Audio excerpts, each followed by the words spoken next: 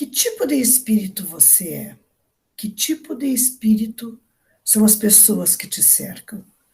Com esse estudo que nós estamos realizando do Livro dos Espíritos, nós estamos conhecendo um pouquinho mais sobre esse assunto. Então, vamos dar início ao estudo da noite de hoje, com o estudo da questão 106, aonde nós vamos entender um pouquinho que tipo de espírito é um espírito batedor.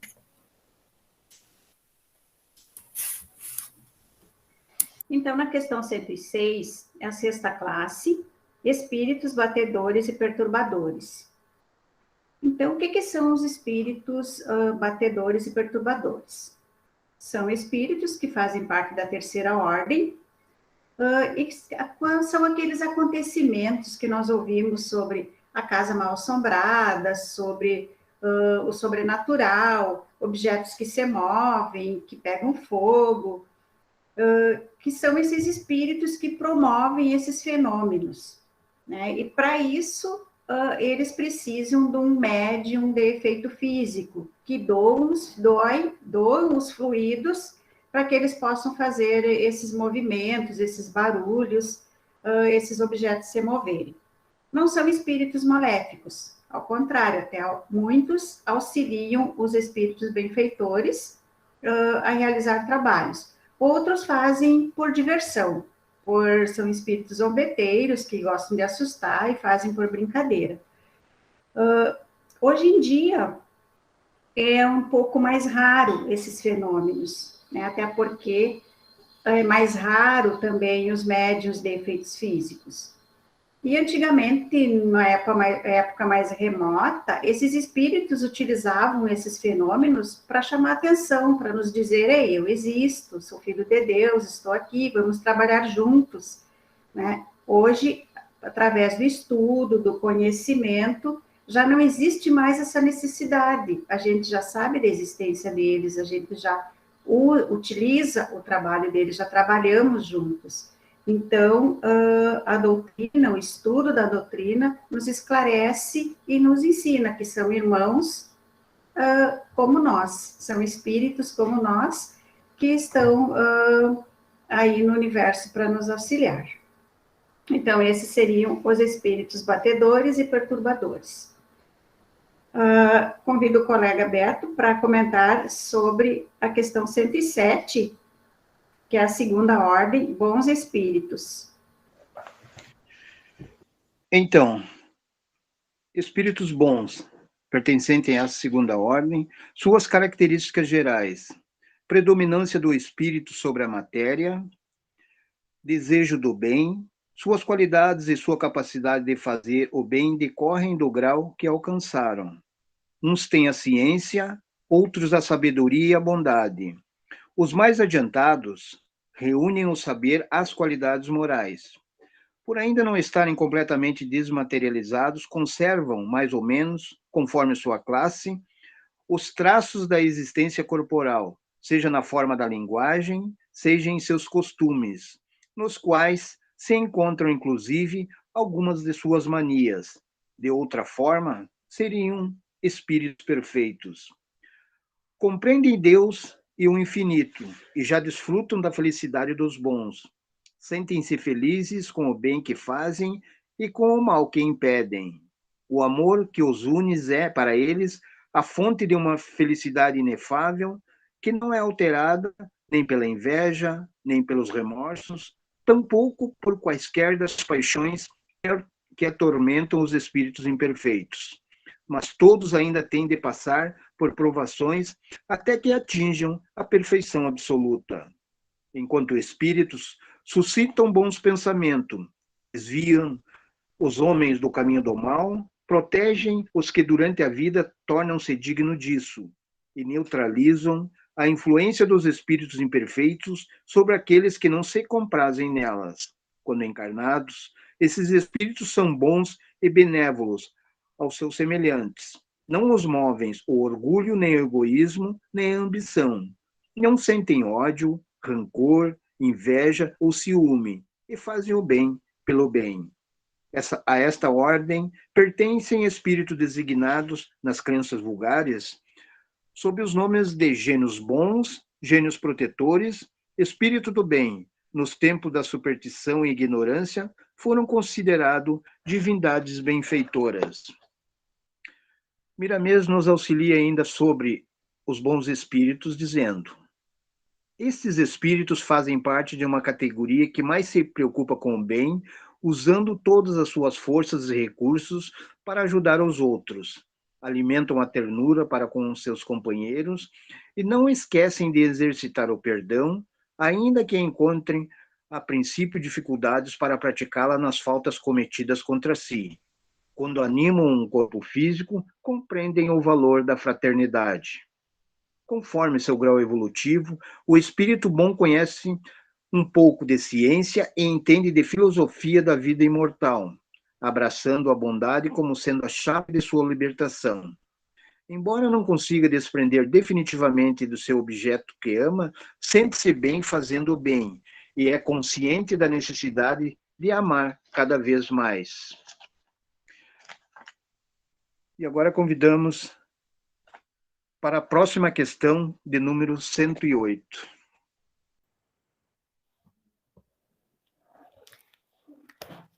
Questão 108 é a 5ª classe, e ela fala sobre os espíritos benevolentes. Os espíritos benevolentes, a sua qualidade dominante é a bondade.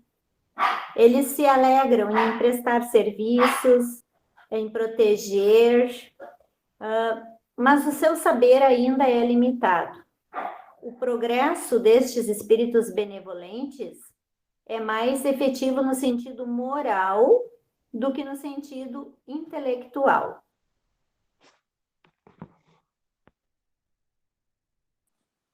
A 4ª classe é a classe dos espíritos sábios, que possuem amplo conhecimento. Entretanto, dedicam-se mais à ciência do que ao desenvolvimento moral, utilizando seus conhecimentos científicos sempre no sentido prático. São espíritos já desligados da matéria, que, quando encarnados, dão exemplo de serenidade em todos os aspectos da vida, amando as criaturas pelo prazer de amar. A sua maior grandeza é o desprendimento, por conhecer que tudo pertence a Deus e que tudo que usamos é por empréstimo e misericórdia divina. Então, estes espíritos, eles são bem alegres, são bem descontraídos, não dão sempre a ideia que estão despreocupados. Eles acham que tudo que usamos é um empréstimo de Deus. Que na verdade é isto. A gente está aqui usando as coisas realmente não são nossas, porque quando a gente vai embora, a gente não leva nada. Então, essa consciência dessas verdades fazem com que eles vivam praticamente felizes. E acho que o saber é uma luz que nunca vai se extinguir na vida da alma. Então, são aquelas pessoas assim, que nos chamam a atenção pela sua maneira tranquila de viver, a sua despreocupação com andar com roupas chiques, são bem simples. São pessoas assim que parece que vivem em outro mundo, porque a parte espiritual é a mais importante. Agora eu convido a colega Ariete para falar sobre a questão Espíritos de Sabedoria, que compõe a 3ª classe. Na questão 110, nós temos a da 3ª classe, os espíritos de sabedoria. Eles têm as qualidades morais mais desenvolvidas. Quer dizer, a diferença entre espíritos sábios e de sabedorias é que os espíritos sábios têm mais a questão do conhecimento. E os de sabedoria, além do conhecimento, eles também têm mais desenvolvida a questão moral. Então, eles possuem um conhecimento ilimitado e são dotados de uma capacidade intelectual, né, que lhe faz um juízo reto dos homens e das coisas. Os espíritos de sabedoria, então, eles são dotados de um autoconhecimento e de moral juntas. E eles não ficam apenas na teoria. Eles vivem esse conhecimento que eles detêm. Eles vivem em atitudes, nas ações, enfim, sempre procurando auxiliar os outros, não apenas para eles próprios.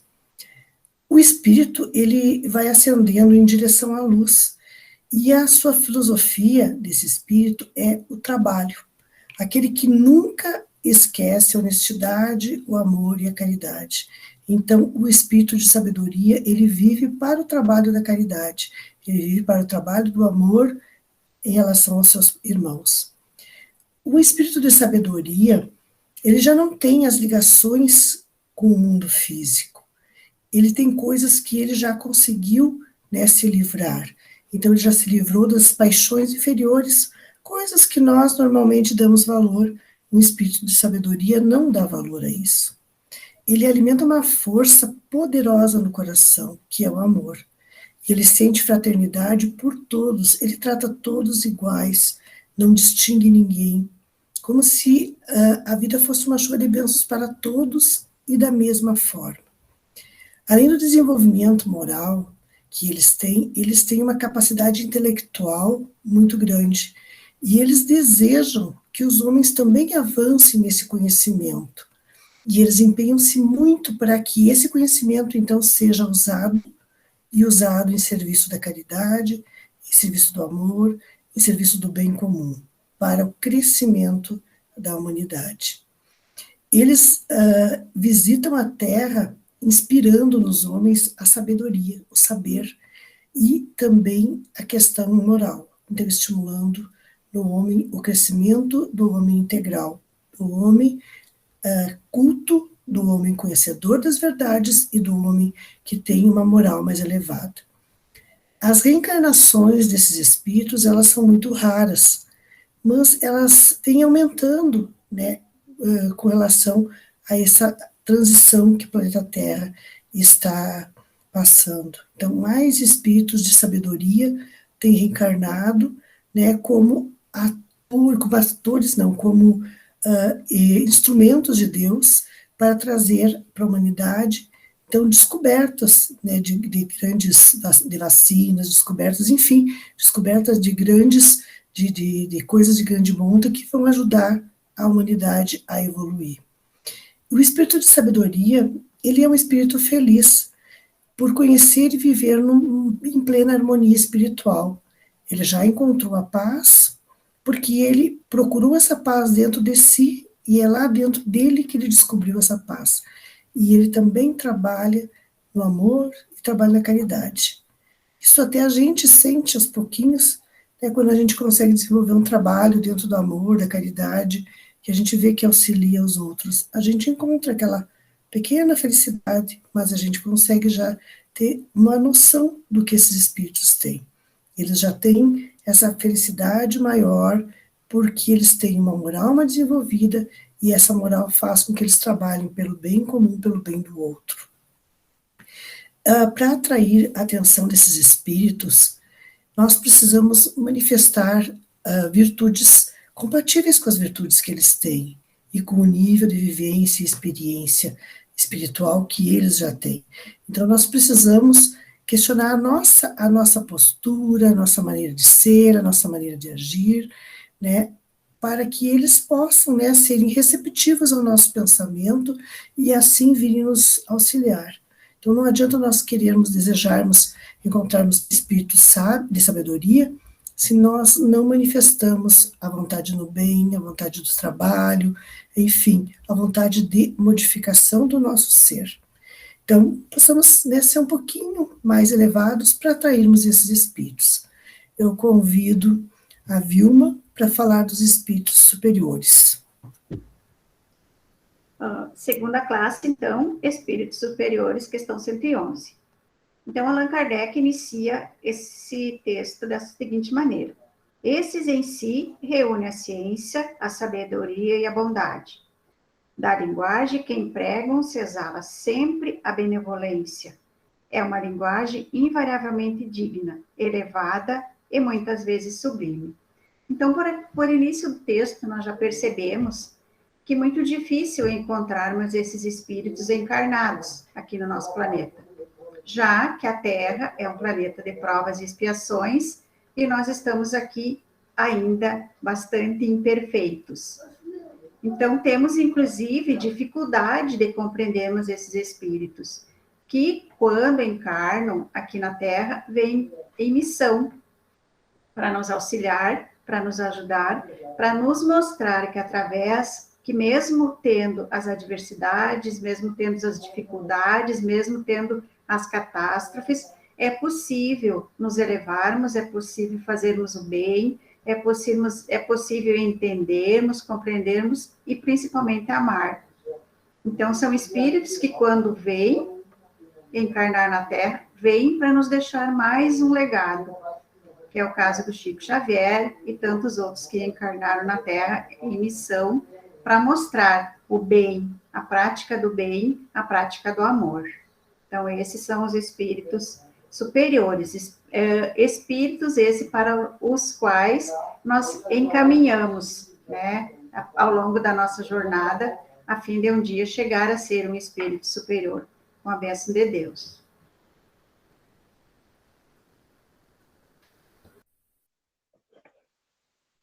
Primeira ordem, espíritos puros. Características gerais. Nenhuma influência da matéria. Absoluta superioridade moral e intelectual em relação aos espíritos das outras ordens. São espíritos puros, almas que já passaram por todas as escalas, que já subiram a escada de Jacó e gozam da felicidade sem mácula, da tranquilidade de consciência imperturbável. Já reuniram toda a experiência e são dotados da mais pura moral, a mais profunda filosofia e da mais elevada ciência. Têm domínio sobre todas as coisas e a natureza lhes obedece por conhecerem todas as leis que governam e dirigem a criação. A pureza que essa ordem de espíritos adquiriu lhe confere um campo de assistência muito grande aos seus iguais. Ele dá completa cobertura na sua missão, de maneira que a sua vontade será feita em todos os sentidos da tarefa espiritual. No entanto, é bom que compreendamos que eles, os espíritos puros, não chegaram a esses estados de doações sem merecimento. As bênçãos do Criador são iguais para todos os seus filhos. Não obstante, a maturidade é que nos faz aproveitar mais a presença de Deus dentro de nós. Para a Terra chegar a ser morada de espíritos puros, é necessário que mude muita coisa, e serão essas mudanças que irão atraí-los, de maneira que o bem se instale no planeta, o paraíso onde o mal não caiba mais. Para tanto, devemos trabalhar todos os dias, movimentando todos os companheiros de boa vontade, esquecer melindres, perdoar todos os momentos que forem preciso e orar constantemente, para não cairmos em faltas que possam nos desviar dos objetivos do nosso Senhor Jesus Cristo, aquele de amar a Deus sobre todas as coisas e ao próximo como a nós mesmos. Os espíritos puros gozam de inalterável felicidade, e a nossa maior alegria é de algum dia chegar lá e viver com eles.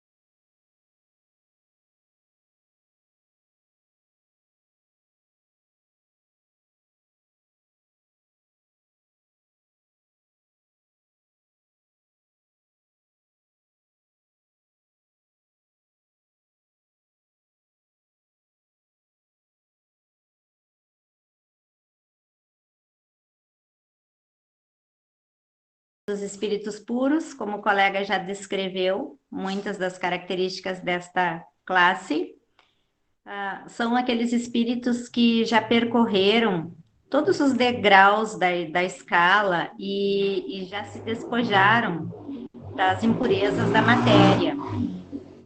São as almas já livres das reencarnações. Eles não têm mais que suportar provas nem expiações. Eles desfrutam totalmente do seio de Deus, eles captam os pensamentos de Deus. Como o nome já diz, eles são puros, eles gozam de inalterável felicidade, eles não estão mais sujeitos nem às necessidades, nem às vicissitudes da vida material. Mas essa felicidade não significa que seja uma ociosidade. Pelo contrário, eles trabalham muito, porque eles são os mensageiros, eles são os ministros de Deus. E as ordens, essas ordens que eles levam, essas intuições, é para o desenvolvimento das pessoas aqui na Terra, né? Então, eles têm suas missões junto a nós.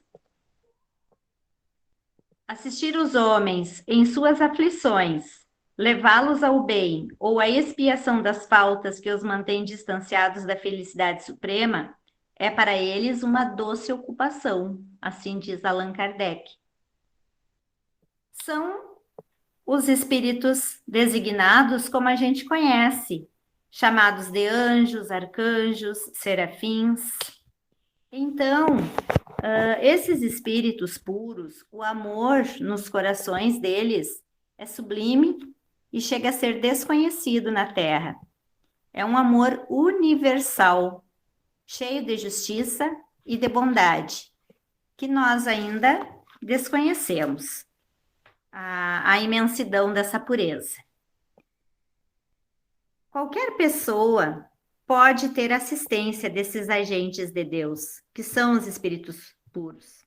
Depende, claro, do esforço que cada um faz na educação de si mesmo.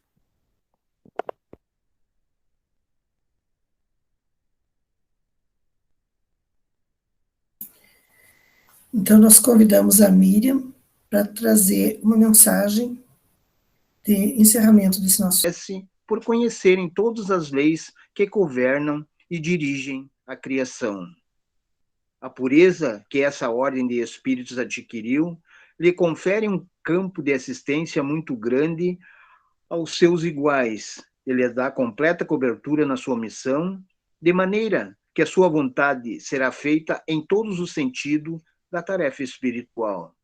No entanto, é bom que compreendamos que eles, os espíritos puros, não chegaram a esses estados de doações sem merecimento.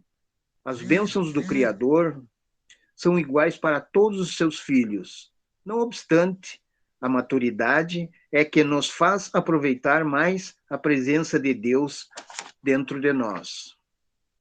Para a Terra chegar a ser morada de espíritos puros, é necessário que mude muita coisa, e serão essas mudanças que irão atraí-los, de maneira que o bem se instale no planeta, o paraíso onde o mal não caiba mais.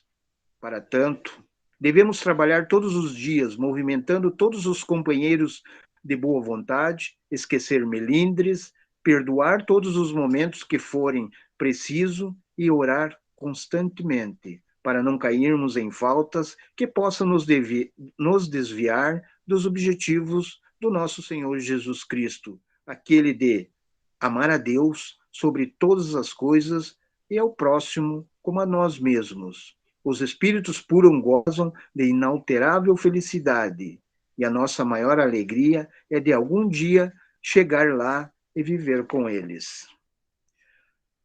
Primeira classe, classe única, questão 113 agora.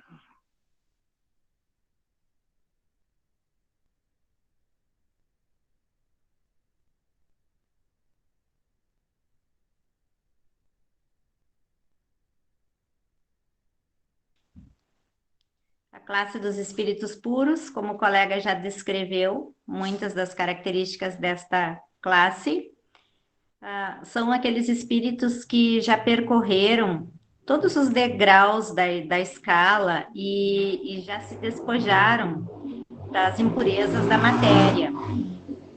São as almas já livres das reencarnações.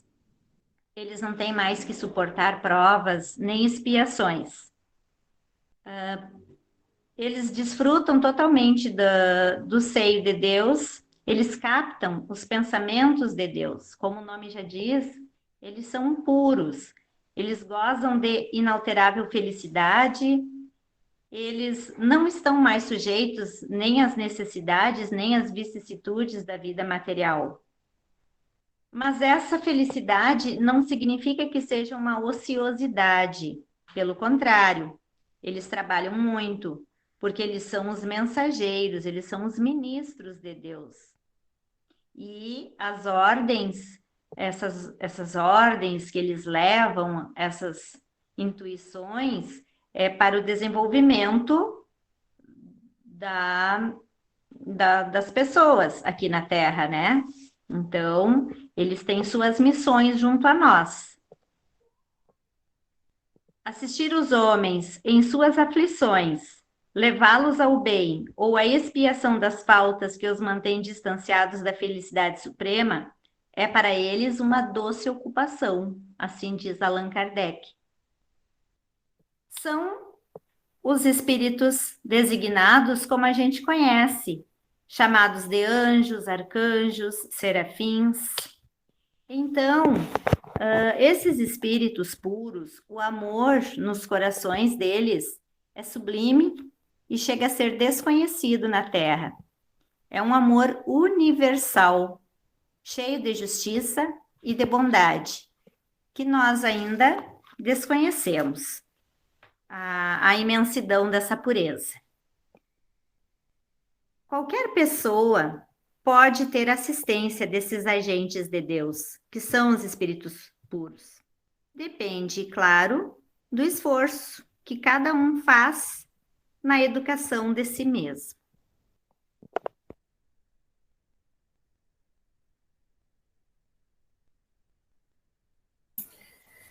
Então, nós convidamos a Miriam para trazer uma mensagem de encerramento desse nosso estudo, tendo a certeza de que o que a gente aprendeu aqui, né, a gente pode levar para a nossa vida, para o nosso dia a dia. E antes da mensagem da Miriam, quero dizer que convido todos a curtirem, a compartilharem esse nosso vídeo e levarem esses ensinamentos ao maior número de pessoas que for possível. Observando essas definições de espíritos imperfeitos, bons espíritos e espíritos puros, nos deparamos com um longo caminho que ainda teremos que percorrer, pois muitos de nós estamos transitando entre impuros e bons espíritos. Creio que deveremos seguidamente retornar ao estudo dessa classificação para nos questionarmos se estamos evoluindo ou ainda continuamos estacionados, andando em círculo, insistindo nos mesmos erros. Sabemos que estamos num mundo de provas e expiações. Estudamos o Evangelho, temos o conhecimento, nos questionamos muitas vezes, mas o plano de Deus, o que está escrito no Evangelho? O que Deus quer para nós? E a consciência, como somos influenciados tanto por espíritos bons como espíritos maus. E a gente, às vezes, não percebe essas influências, mas elas existem. Então, eu me pergunto, por que temos tanta dificuldade de superarmos essas nossas más inclinações? Será que estamos esperando pela dor para mudarmos? Se temos a oportunidade de nos transformarmos pelo amor? Somos ainda muito orgulhosos para sermos autênticos, para olharmos para dentro de nós e reconhecermos nossos defeitos e iniciarmos a jornada da transformação.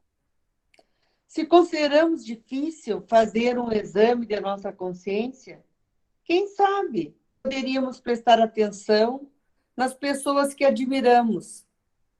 Quais as atitudes destas que nos chamam a atenção? Depois, façamos uma análise. Esses atos estão de acordo com as leis de justiça e caridade ensinadas por Jesus? Se expressarem as palavras contidas no Evangelho, perfeito.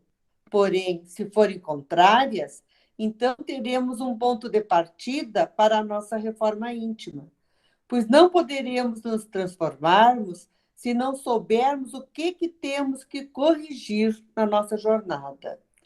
Se almejamos um dia fazermos parte dos espíritos puros, temos que começar já nos avaliando dia a dia, para que consigamos amanhã sermos melhores do que hoje.